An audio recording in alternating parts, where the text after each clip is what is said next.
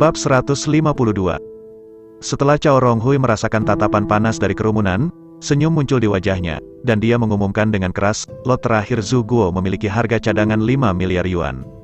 Setiap kenaikan harga tidak boleh kurang dari 100 juta yuan. Sekarang pelelangan dimulai. Suara Cao Ronghui belum jatuh, dan lusinan suara penawaran langsung terdengar di seluruh aula lelang. Saya memberikan 5,5 miliar. 6 miliar. Aku ingin Zhu Guo ini dari keluarga yang... Hehe, aku ingin menembak Zhu Guo hanya dengan 6 miliar yuan. Apakah kamu bermimpi? Pemilik keluarga telah membayar 6,5 miliar. Pada saat ini, tawaran itu sebagian besar adalah keluarga biasa.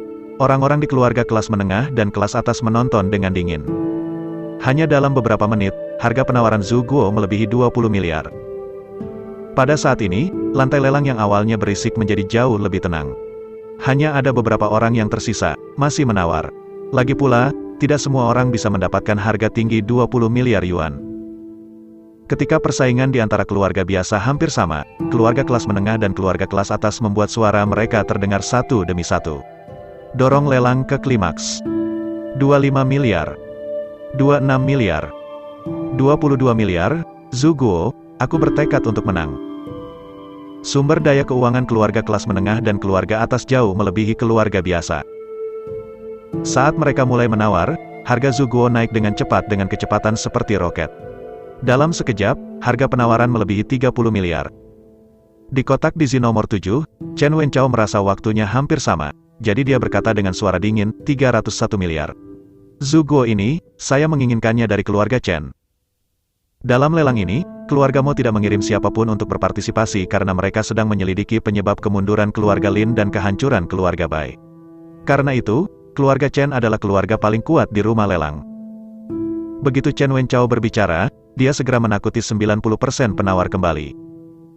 Meski banyak keluarga kelas menengah mengundurkan diri untuk menawar, namun, orang-orang di kotak Tianzi nomor 3 dan Tianzi nomor 4 masih berpartisipasi dalam pelelangan. Orang-orang di dua kotak ini berasal dari keluarga papan atas.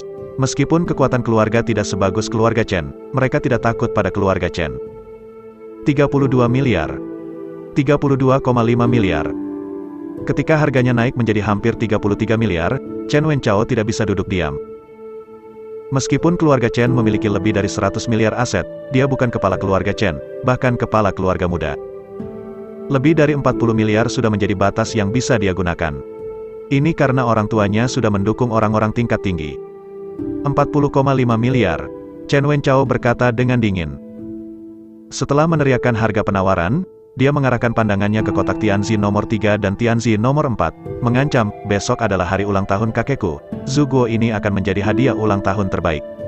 Jadi, siapapun yang berani bersamaku, perjuangan, itulah musuh bebuyutanku. Orang-orang di kotak Tianzi nomor 3 dan Tianzi nomor 4 awalnya berencana untuk terus menaikkan tarif. Tetapi setelah mendengar ancaman Chen Wenchao, dia tiba-tiba ragu-ragu. Meskipun Chen Wenchao bukan tuan muda dari keluarga Chen, ia memiliki status dan kekuatan yang sangat tinggi dalam keluarga Chen. Ada desas-desus bahwa tidak akan lama sebelum Chen Wenchao akan mengambil alih jabatan dan menggantikan putra ke-6 keluarga Chen sebagai patriark muda. Alih-alih menjadi musuh bebuyutan, itu tidak berharga. Dan Chen Wenchao sudah menjelaskan bahwa Zhu Guo ini adalah hadiah ulang tahun untuk lelaki tua dari keluarga Chen besok. Lelaki tua dari keluarga Chen adalah yang terkuat di antara seniman bela diri top dunia transformasi, peringkat 150 dalam daftar master dunia.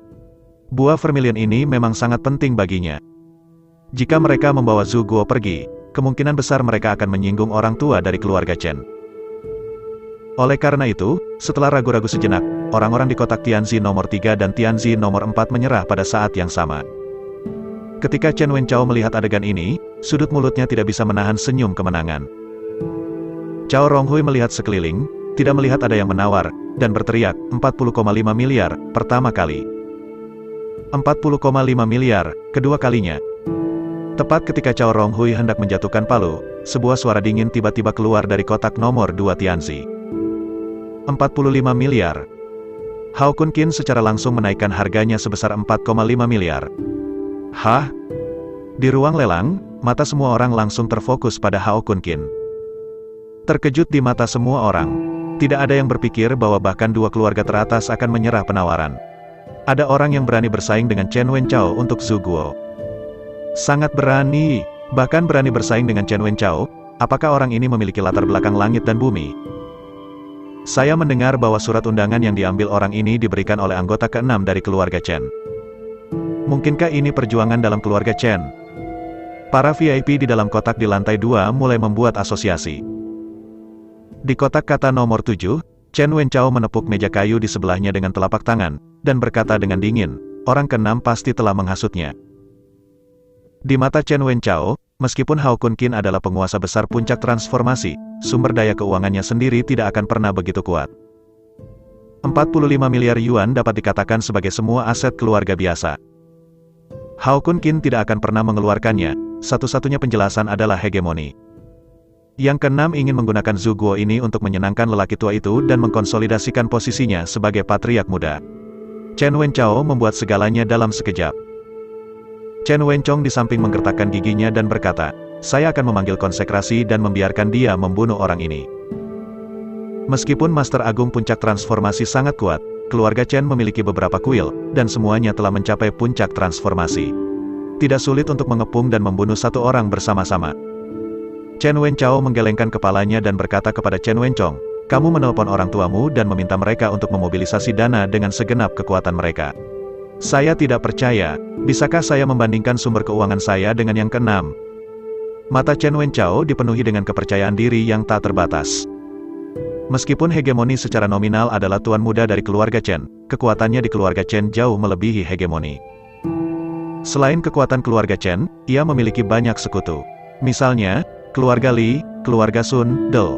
Di wilayah utara, kekayaan yang bisa dia mobilisasi sama sekali tidak sebanding dengan hegemon. 45,5 miliar. Chen Wenchao berteriak dengan dingin. Dia melemparkan pandangan provokatif pada Hao Kun Qin. Tampaknya mengatakan, menyerah, Anda tidak akan pernah bisa memenangkan saya. Mulut Hao Kun Qin membangkitkan penghinaan, dan samar-samar mengucapkan 3 kata, 50 miliar. Dia sekali lagi menaikkan harga penawaran sebesar 4,5 miliar. Dalam hal momentum, Chen Wenchao hancur jauh. 55 miliar. 55 miliar. Sebelum suara Chen Wenchao jatuh, Hao Kun Qin berteriak dengan dingin, 60 miliar. Mustahil. Chen Wenchao meraung marah di kotak nomor 7 dari kata di. Dia meminta orang tuanya untuk memobilisasi dana dengan sekuat tenaga, dan meminjam uang dari keluarga Li, keluarga Sun dan keluarga lainnya, hanya untuk mengumpulkan dana 56 miliar. Dan tawaran Hao Kun Qin sebenarnya telah mencapai 60 miliar. Itu 60 miliar yuan, bukan 600 yuan. Anda tahu, di wilayah utara, keluarga kelas menengah yang lebih lemah memiliki semua aset mereka dengan total lebih dari 60 miliar. Karena itu, dia tidak pernah percaya bahwa Hao Kun Qin dapat mengeluarkan 60 miliar. Bab 153. Aku ingin memeriksa akunnya. Chen Wenchao berteriak keras. Ya, periksa akunnya. Chen Wenchong di samping juga berteriak. Mata semua orang tertuju pada Hao Kun Qin lagi. Banyak orang memiliki ide yang sama dengan Chen Wenchao, dan bahkan sulit bagi keluarga Chen untuk menghasilkan 60 miliar. Bagaimana Hao Kun Qin bisa mengeluarkannya? Memilih di pelelangan harta karun sesuka hati untuk melanggar aturan. Keluarga Chao tidak akan membiarkan dia pergi. Bahkan jika dia mendapat dukungan dari anggota ke-6 dari keluarga Chen di belakangnya.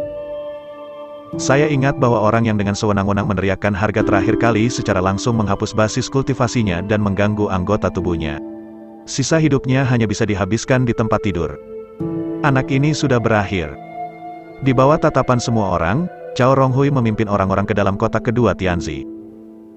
Tuan, kami akan memeriksa aset Anda. Mohon maafkan saya, kata Cao Ronghui dengan sangat sopan.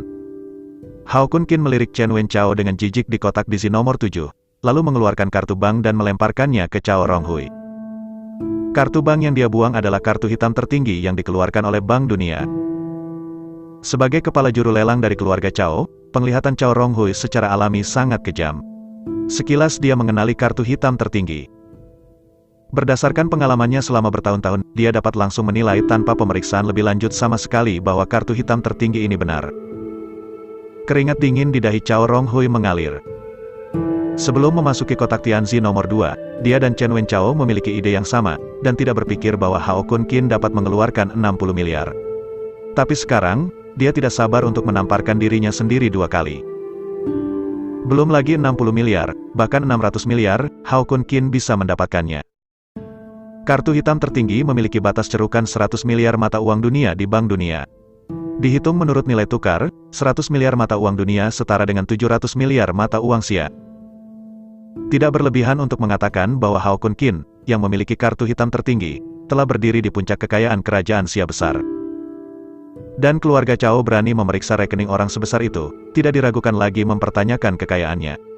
Jika pikiran Hao Kun Qin sedikit lebih kecil, bagi keluarga Cao, itu hanyalah sebuah bencana. Pada saat ini, Cao Ronghui seperti semut di panci panas, merasa sangat cemas. Saat dia berpikir tentang bagaimana menyelesaikan krisis ini, Chen Wenchao berteriak, "Paman Hui, tunggu apa lagi? Jangan turunkan yang ini, lalu ikuti aturan klub Beidou untuk memperbaikinya di tempat." Petik 2. Karena Cao Ronghui adalah kepala juru lelang dari keluarga Cao, dia memiliki posisi tinggi dalam keluarga Cao. Oleh karena itu, anak-anak dari keluarga lain umumnya memanggilnya Paman Hui. Setelah Cao Ronghui mendengar kata-kata Chen Wenchao, dia ingin menamparnya sampai mati. Chen Wenchao hanya mendorong keluarga Cao ke dalam lubang api. "Tuan Muda Chen, pria ini adalah tamu terhormat dari klub Beidou saya. Jika Anda berani berbicara kasar, jangan salahkan saya karena mengajak Anda berkencan." Cao Ronghui berkata dengan dingin, dengan sikap yang sangat dingin. Chen Wenchao tercengang ketika dia mendengar kata-kata itu, dan kemudian tiba-tiba memikirkan sesuatu. Matanya tiba-tiba menunjukkan ketidakpercayaan. Sikap Cao Ronghui telah menunjukkan segalanya, Hao Kun Qin benar-benar dapat mengeluarkan 60 miliar. Bagaimana ini bisa terjadi? Bukan hanya dia, tetapi VIP lain di dalam kotak juga menatap dengan mata terbelalak, dengan ekspresi tidak percaya. Itu 60 miliar. Melihat seluruh wilayah utara, hanya ada segelintir 60 miliar orang. Masing-masing adalah raksasa yang berdiri di puncak kekuasaan. Setelah mengetahui bahwa Hao Kun Qin dapat mengeluarkan 60 miliar yuan, banyak orang tergerak. Sepertinya putra ke-6 dari keluarga Chen tidak seperti legenda, dan hanya lelaki tua dari keluarga Chen yang mendukungnya. Menurut saya, Chen Wenchao mungkin bukan lawan ke-6 dari keluarga Chen. Setelah pelelangan harta karun selesai, Anda dapat mengirim seseorang untuk menghubungi anak ke-6 keluarga Chen untuk mengungkapkan niat baik keluarga Lan kami. Sialan, orang ke-6 memiliki sumber daya keuangan seperti itu. Ini jelas merupakan ancaman besar. Mata Chen Wenchao berkedip. Dia berpikir sama seperti orang lain, berpikir bahwa uang Hao Kun Qin disediakan oleh Basia. Cao Ronghui tidak tahu pikiran Chen Wenchao saat ini. Jika dia mengetahuinya, dia pasti akan membencinya. Dia dapat menjamin bahwa kartu hitam tertinggi ini milik Hao Kun Qin sendiri. Chen Wenchao sebenarnya menganggap Basia sebagai master di belakang layar. Tidak heran dia bukan tuan muda dari keluarga Chen dengan IQ seperti itu. Di kotak kedua Tianzi, Cao Ronghui membungkukkan tubuhnya dan berkata dengan hormat, "Keluarga Cao tidak berniat menyinggung Tuan, dan mohon maafkan dia. Untuk menebus kesalahan Tuan, pelelangan harta ini, Tuan Beidou akan tidak membebankan biaya layanan." Hao Kun Qin mengangguk sedikit. Menurut aturan lelang harta karun, klub Beidou akan membebankan 1% dari harga transaksi sebagai biaya layanan setelah barang lelang terjual. Jangan meremehkan 1% ini. Ambil Yuhan Jian misalnya, harga transaksinya adalah 12 miliar. Biaya layanan adalah 120 juta. Jika harga transaksi Zhu Guo adalah 60 miliar, biaya layanannya adalah 600 juta. Untuk menebus kesalahan, Cao Ronghui langsung membebaskan biaya layanan sebesar 720 juta yuan. Bisa dikatakan penuh dengan keikhlasan. "Umumkan hasil lelang," kata Hao Kun Qin ringan. "Iya." Cao Ronghui membungkuk dan keluar dari kotak Tianzi nomor 2. Setelah kembali ke meja lelang, Cao Ronghui berteriak, "Lot terakhir Zhu Guo, 60 miliar. 60 miliar. 60 miliar. Ledakan." Cao Ronghui mengangkat palu lelang di tangannya dan membantingnya ke bawah. "Selamat kepada para VIP di kotak Tianzi nomor 2, Anda memenangkan pelelangan. Saudaraku, jika besok, anak ke-6 akan memberikan Zhu Guo sebagai hadiah ulang tahun untuk kakeknya." "Bagaimana bisa bagus?" kata Chen Wenchong cemas. Setelah mendengar ini, Chen Wenchao berkata dengan wajah muram, "Jangan biarkan Zhu Guo jatuh ke tangan orang ke-6. Otaknya berputar cepat, dan dia menyusun rencana dalam sekejap. Chen Wenchao mengambil ponselnya dan mulai menelpon, mengimplementasikan rencana yang baru saja dia buat. Dengan pelelangan final, pelelangan harta karun telah berakhir. Yang belum memotret barang bisa langsung pergi. Mereka yang memotret hal-hal harus pergi ke belakang panggung untuk membayar biaya layanan dan mengambil hal-hal yang difoto. Setengah jam kemudian, Hao Kun Qin meninggalkan klub Beidou bersama Jiao Qi dan Yun Si. Jiao Qi membawa kotak kayu dan kotak giok di kedua tangannya. Mekar penuh adalah Yuhan Jian dan Zhu Guo. Begitu dia berjalan keluar dari Beidou Clubhouse, alis Hao Kun Qin tiba-tiba terangkat. Dia melihat Li Zexu dan Sun Guangxuan, mereka muncul lagi. Jelas, itu ditujukan padanya. Wah, dibandingkan dengan kekuatan tempur, kami benar-benar tidak bisa dibandingkan denganmu. Berani membandingkan sesuatu yang lain. Li Zexu berkata dengan provokatif. Apa, kamu pikir kamu tidak cukup memanggil kakek sekarang, dan kamu ingin memanggilnya beberapa kali lagi? Kata Hao Kun Qin acuh tak acuh. Nak, jangan terlalu marah. Ada semacam mari kita lakukan. Jika kamu menang, maka hal-hal yang mempermalukan keluarga Li dan keluarga Sun saya hari ini akan terungkap. Tetapi jika kamu kalah, maka kamu harus menjaga sedikit sesuatu. Aku minta maaf untuk kedua keluarga kita. Li Zexu berkata dengan dingin. Bab 154. Apa yang dikatakan Li Zexu tentang balap drag mengacu pada balap drag. Orang-orang dari keluarga utara menyukai balap drag. Ketika menghadapi kontradiksi, mereka sering menggunakan balap drag untuk menentukan hasilnya. Ketika Hao Kun Qin mendengar ini, sudut mulutnya tidak bisa tidak membangkitkan sentuhan main-main. Ternyata tujuanmu adalah Zhu Guo. Dia masih agak aneh pada awalnya, mengapa Li Zexu dan Sun Guangxuan kembali lagi. Ternyata Zhu Guo. Hao Kun Qin melirik Chen Wenchao dengan jijik. Jelas, Chen Wenchao ada di belakang kedua pria itu. Bagaimana jika aku tidak bertarung denganmu? Hao Kun Qin mencibir. Chen Wenchao mengancam dengan dingin. Saya menyarankan Anda untuk mencobanya lebih baik. Sebelumnya, di depan semua orang, Anda meminta Li Zexu dan Sun Guangxuan untuk berlutut dan mengakui kesalahan mereka, dan berteriak kakek 3 kali. Ini pasti mengalahkan keluarga Li dan Sun. Wajah keluarga. Jika Anda tidak memberi Li Zexu dan Sun Guangxuan kesempatan untuk membalas dendam, maka keluarga Li dan keluarga Sun pasti akan tinggal bersama Anda. Saat itu, keluarga lain yang telah berteman dengan Li keluarga dan keluarga Sun juga akan mengambil tindakan. Suara Chen Wenchao jatuh, dan 2 orang muda berjalan keluar dari kerumunan tidak jauh. Hao Kun Qin memandang Hao Kun Qin dengan cermat. Kedua pemuda ini berasal dari 2 keluarga biasa. Kekuatan keluarga mirip dengan keluarga Sun di mana Sun Guangxuan berada. Jelas, selama Hao Kun Qin menolak untuk drag racing, maka setidaknya akan ada 4 keluarga yang akan menyerangnya. Hao Kun Qin terkeker ringan, tidak memperhatikan ancaman Chen Wenchao. Belum lagi 4 keluarga bangsawan, bahkan 40 keluarga bangsawan, di depannya, tidak lebih dari sekelompok ayam. Itu bisa dihancurkan dengan membalik tangan. Jika Anda memenangkan balap drag, Anda harus mengambil Zhu Guo saya. Saya memenangkan balap drag, tapi itu hanya omong kosong. Ini terlalu tidak adil, kata Hao Kun Qin ringan. Lalu apa yang kamu inginkan? Chen Wenchao bertanya. Hao Kun Qin menunjuk Zhu Guo dan berkata, karena kamu menginginkan Zhu Guo, kamu tentu saja harus mengeluarkan sesuatu yang nilainya setara dengan Zhu Guo untuk bertaruh. Chen Wenchao berpikir sejenak, dan berkata dengan sungguh-sungguh tidak masalah. Jika Anda memenangkan balap drag, saya akan memberi Anda 60 miliar dari 4 keluarga besar Li dan Sun. Hao Kun Qin mencibir di sudut mulutnya. Tatapannya perlahan menyapu Chen Wenchao dan yang lainnya, dengan penghinaan ekstrim di matanya. Meskipun keluargamu rentan di mataku, tapi karena kamu ingin berinisiatif memberiku uang, maka aku hanya bisa menerimanya dengan enggan. Hao Kun Qin berkata dengan ringan, dan kata-katanya dipenuhi dengan kepercayaan diri yang tak tertandingi. Hehe, ketika kamu kehilangan Zhu Guo, aku harap kamu masih bisa tertawa. Chen Wenchao mencibir. Sekelompok orang mengendarai mobil dan menuju ke lokasi drag race dengan sekuat tenaga. Karena ketika Hao Kun Qin tidak mengemudi, Chen Wenchao meminta bawahannya untuk menyerahkan mobil dan menyerahkannya kepada Jiao Qi untuk dikendarai. 1 jam kemudian, semua orang datang ke Gunung Qiulong di pinggiran kota. Jalan Raya Qiulongsan memiliki banyak tikungan, yang merupakan ujian keterampilan kendaraan. Ini adalah tempat balap drag favorit anak-anak bangsawan. Karena pertarungan balap drag antara Hao Kun Qin dan Li Zexu, seluruh jalan raya telah ditutup. Kecuali anak-anak keluarga, kendaraan lain dilarang keras masuk. Pada saat ini, di titik awal jalan raya Qiulongsan, lebih dari selusin supercar diparkir. Bugatti Veyron, Maserati, Porsche, Ferrari, Dell, setiap mobil bernilai lebih dari jutaan. Li Zexu memandang Hao Kun Qin dan berkata dengan bangga, "Nak, saya menyarankan Anda untuk menyerahkan kekalahan Anda dengan patuh.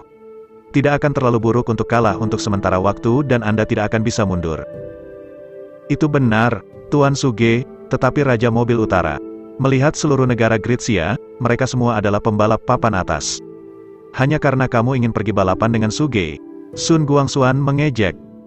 Dibandingkan dengan kekuatan, Li Zexu memang bukan tandingan Hao Kunkin.